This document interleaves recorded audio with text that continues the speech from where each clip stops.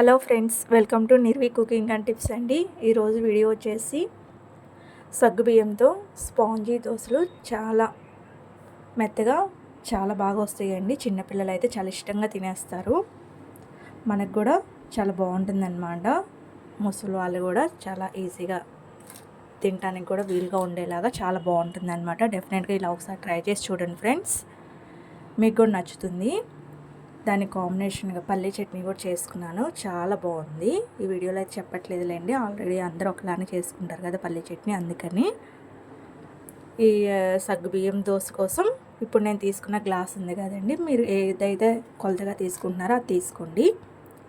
ఒక గ్లాసు బియ్యానికి ఒక గ్లాసు సగ్గుబియ్యం తీసుకున్నానండి. రెండు ఒకే గిన్నెలో తీసుకున్నాను. మీరు సపరేట్గా అయినా తీసుకోవచ్చు, ఏం కాదు. రెండు కలిపి తీసుకున్నా ఏం కాదు.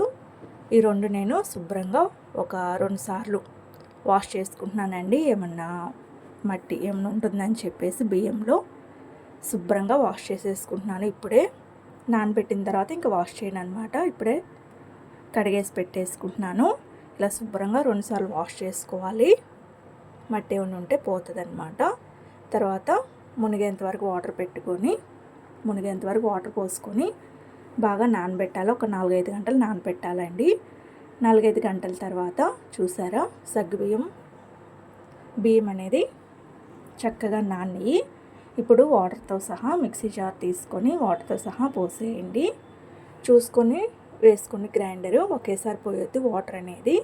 నేనైతే నానబెట్టుకున్న వాటర్ అన్నీ వేసేసుకున్నాను. ఎందుకంటే సగ్గుబియ్యం వాటర్ అబ్జర్వ్ చేసుకుంటుంది కదా, ముందుగానే ఎక్కువ అబ్జర్వ్ చేసేసుకుంది వాటర్ అనేది. అందుకని వాటర్తో సహా వేసుకొని మెత్తగా కాటులాగా మెత్తగా గ్రైండ్ చేసుకోవాలి. ఎంత మెత్తగా వీలైతే అంత మెత్తగా గ్రైండ్ చేసుకోండి.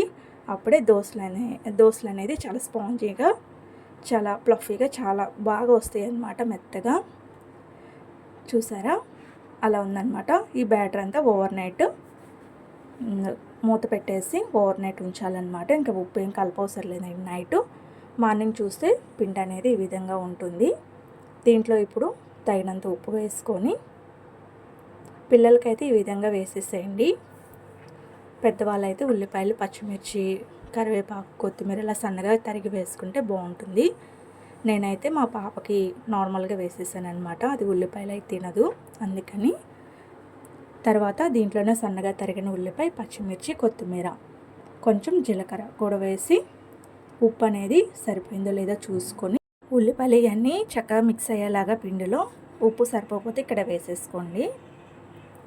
వేసుకున్న తర్వాత ఇప్పుడు స్టవ్ వెలిగించి దోశ పాన్ పెట్టుకున్నాను అనమాట. దోశ పాన్ హీట్ ఎక్కిన తర్వాత కొంచెం వాటర్ ఇలా చిలకరించుకొని కొంచెం ఒకసారి తుడుచుకోండి. పాన్ అనేది తుడుచుకున్నాక ఇలా గుంట గరిటె ఉంటుంది కదండి, గుంట గరిటెతో ఏదైనా ఒక గుంట గరిటె తీసుకొని ఒక 2 గరిటెలు వేసుకొని జస్ట్ మెల్లగా అలా స్ప్రెడ్ చేసినట్టు స్ప్రెడ్ చేయండి. దాని మీద లైట్గా ఆయిల్ వేసేసి, చాలా లైట్గా వేసుకోండి, ఎక్కువ ఆయిల్ కూడా పట్టదు.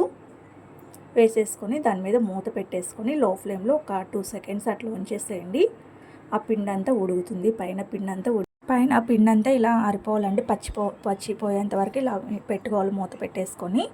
ఇప్పుడు రెండో వైపుకు టర్న్ చేసుకోవాలి, లేదా పిండి అంతా ఆరే వరకు అలా ఉంచేసుకొని. టర్న్ చేసుకోకపోయినా పర్లేదు, బాగానే ఉంటుంది. కొంతమంది టర్న్ చేసుకోరండి, అట్లానే సర్వ్ చేసేసుకుంటారు. నేను ఇప్పుడు ప్లేట్లోకి తీసేసుకుంటున్నాను. మిగతా దోశలు కూడా ఇలానే వేసుకుంటున్నాను.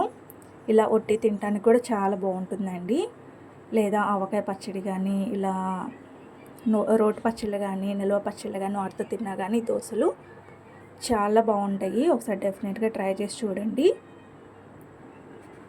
చూసారా, నేను ఇప్పుడు ఈ దోశలో పల్లీ చట్నీ, ఆవకాయ ముక్క వేసుకొని తింటున్నాను అనమాట. చాలా బాగుందండి. డెఫినెట్గా ఒకసారి ట్రై చేసి చూడండి. మళ్ళీ చెప్తున్నాను కదా, అంత టేస్టీగా ఉన్నాయి అన్నమాట.